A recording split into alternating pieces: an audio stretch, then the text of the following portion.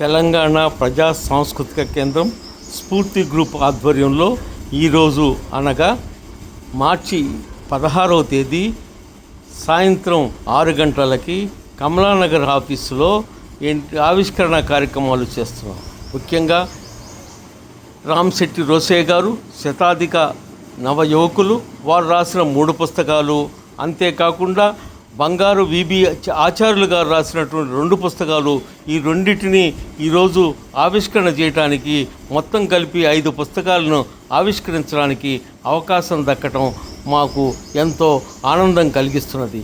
ముఖ్యంగా రామశెట్టి రోసయ్య గారు 100 సంవత్సరాలు పూర్తి చేసుకున్నప్పటికీ ఇప్పటికీ ఏంటంటే రచనా వ్యాసంగాల్లో గొప్పగా కృషి చేస్తున్నారు. వారు ఇప్పటి వరకు 28 పుస్తకాలు రాశారు.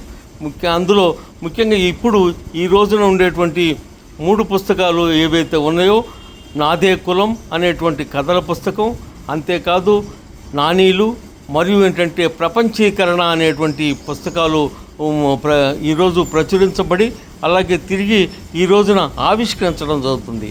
ముఖ్యంగా ఈ ఆవిష్కరణ కార్యక్రమానికి ప్రముఖ రచయిత అలాగే నవతెలంగాణ పబ్లిషింగ్ హౌస్ ఎడిటర్ అయినటువంటి మనకి ఆనందాచారి గారు ఈ యొక్క పుస్తకాలని రామశెట్టి రోసయ్య గారు రాసినటువంటి పుస్తకాలని ఆవిష్కరిస్తున్నారు. ముఖ్యంగా రామశెట్టి రోసయ్య గారు మధుర నివాసి అయినప్పటికీ ఆయన మనవడు హైదరాబాద్లో ఉండటం వల్ల మా స్ఫూర్తి గ్రూపులో అనేక సందర్భాలు అన్ని విషయాల్లోనూ వాడు భాగస్వామ్యం ఉన్నారు. అటువంటి మధురతో రామశెట్టి రోసయ్య గారితో ఎంతో అనుబంధం కలిగినటువంటి మనకి ఆనందాచారి గారు ఈ పుస్తకాలను ఆవిష్కరించడం మాకెంతో గొప్పగా ధన్యవాదాలు చెప్పే విధంగా ఉన్నాయని చెప్పేసి తెలియజేస్తున్నాం. అంతేకాదు మరి యొక్క రచయిత బంగారు విబి ఆచార్యులు గారు అనేకమైనటువంటి పుస్తకాలు ఆయన రాశారు.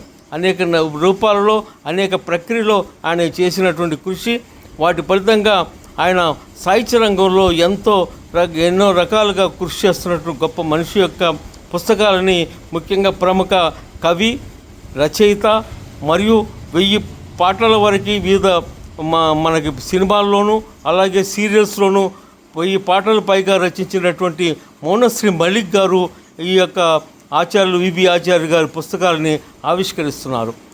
ఈ సందర్భంగా ప్రముఖ రచయిత అయినటువంటి పి జ్యోతి గారు ఈ సందర్భంగా ఈ యొక్క కార్యక్రమానికి అధ్యక్షత వహిస్తున్నారు.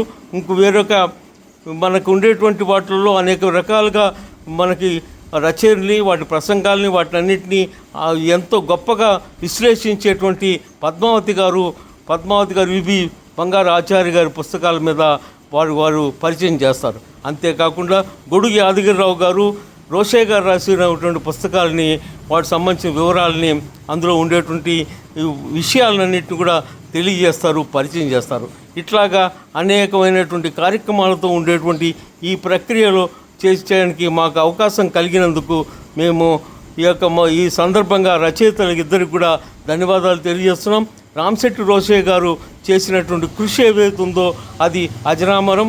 ముఖ్యంగా ఆయన ఇంకా భవిష్యత్తులో కూడా 100 సంవత్సరాలు దాటినప్పటికీ ఇంకా అనేక పుస్తకాలు తీసుకురావాలని చెప్పేసి మేము మనసా వాచా కర్మన కోరుతున్నామని చెప్పేసి తెలియజేస్తున్నాం. వారికి ఆరోగ్యాలు కలిగి ఉండి భవిష్యత్తులో మనందరినీ నడిపించాలని, అలాగే విబి బంగారు ఆచార్యులు గారు ఏవైతే ఉన్నారో వారిని మరిన్ని పుస్తకాలని మా సాహిత్య సేవలోను అలాగే టీపీఎస్కే స్ఫూర్తి గ్రూప్ తోటి అనుబంధంగా ఇంకా ముందుకు నడవాలని కోరుతూ ఈ కార్యక్రమంలో భాగస్వామ్యం కావాలని అందరినీ అభ్యర్థిస్తున్నాము.